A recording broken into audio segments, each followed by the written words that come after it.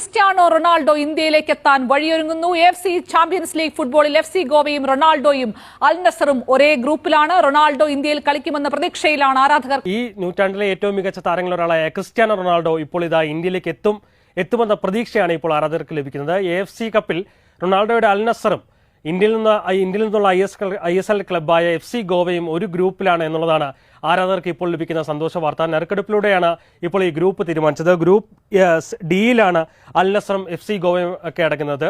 അതുകൊണ്ട് തന്നെ ഒരു ഹോം മത്സരവും എവേ മത്സരവും ഈ ഗ്രൂപ്പിലെ ടീമുകൾ തമ്മിൽ ഏറ്റുമുട്ടണം. അതുകൊണ്ട് തന്നെ FC ഗോവയ്ക്കെതിരെ ഗോവയിൽ ക്രിസ്ത്യാനോ റൊണാൾഡോ കളിക്കാൻ എത്തുമെന്ന പ്രതീക്ഷയാണ് ഇപ്പോൾ പങ്കുവെക്കുന്നത്.